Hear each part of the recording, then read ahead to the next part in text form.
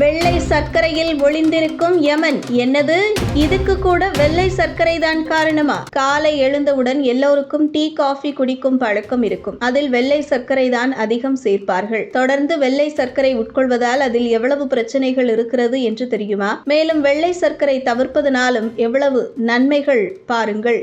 காலை எழுந்தவுடன் எல்லோருக்கும் டீ காஃபி குடிக்கும் பழக்கம் இருக்கும். அதில் வெள்ளை சர்க்கரை தான் அதிகம் சேர்ப்பார்கள். தொடர்ந்து வெள்ளை சர்க்கரை உட்கொள்வதால் அதில் எவ்வளவு பிரச்சனைகள் இருக்கிறது என்று தெரியுமா? மேலும் வெள்ளை சர்க்கரை தவிர்ப்பதனாலும் எவ்வளவு நன்மைகள் பாருங்கள். சர்க்கரையை குறைப்பதன் மூலம் உடல் எடையை குறைக்க முடியும். சர்க்கரையை சேர்ப்பதால் கலோரிகள் அதிகமாகி அதிக உணவுப் பொருட்கள் எடுத்துக்கொள்வது போல் தோன்றும். இதனால் நமது உடல் எடை கூடுவதற்கு வாய்ப்பு இருக்கிறது. மேலும் பல பிரச்சனைகள் வரவும் வாய்ப்பு இருக்கிறது. உங்கள் உணவில் இருந்து அவற்றை நீக்குவதன் மூலம் உங்கள் ஒட்டுமொத்த கலோரி அளவை குறைக்க முடியும். இது சாத்தியமான எடை இழப்புக்கு வழிவகுக்கும். குறிப்பாக சீரான உணவு மற்றும் வழக்கமான உடற்பயிற்சியுடன் சர்க்கரையை குறைத்தால் உடல் எடையை நல்ல முறையில் குறையும். சர்க்கரை உட்கொள்வதால் இரத்த சர்க்கரை அளவுகளில் அதிகரிப்பு இருக்காது. இதனால் நீங்கள் நாள் முழுவதும் அதிக நீடித்த ஆற்றலை அனுபவிக்க முடியும். சீரான இரத்த சர்க்கரை அளவு சோர்வை தடுக்க உதவுகிறது மற்றும் ஒட்டுமொத்த உற்பத்தி திறனை மேம்படுத்துகிறது. சர்க்கரை கலக்காத உணவு சாப்பிடுவதால் இதய நோய் மற்றும் உடல் பருமன் போன்ற நாள்பட்ட நோய்களை உருவாக்கும் அபாயத்தை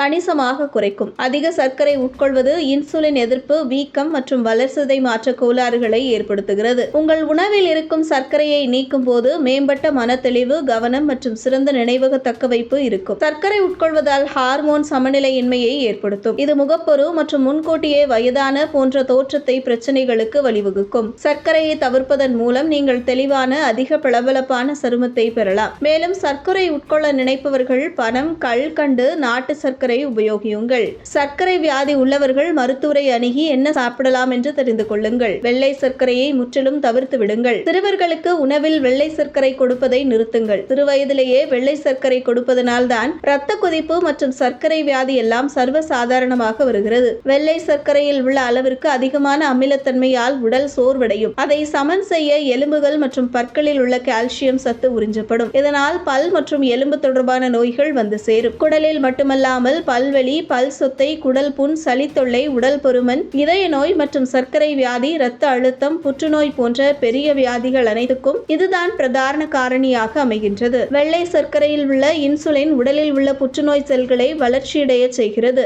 தினமும் சாப்பிட்டு வருவதால் புற்றுநோய் உண்டாவதற்கான வாய்ப்புகள் கூட அமையலாம். இதயத்தின் நாளங்களில் உள்காயங்களை ஏற்படுத்தி அதனால் மாரடைப்பு, பக்கவாதம் முதலியவற்றை உருவாக்குகிறது.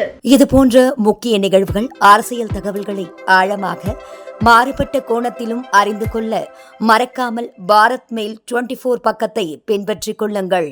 உங்கள் ஒவ்வொரு ஆதரவும் இது போன்ற பல நிகழ்வுகளின் பின்னணியை அறிய உதவும்.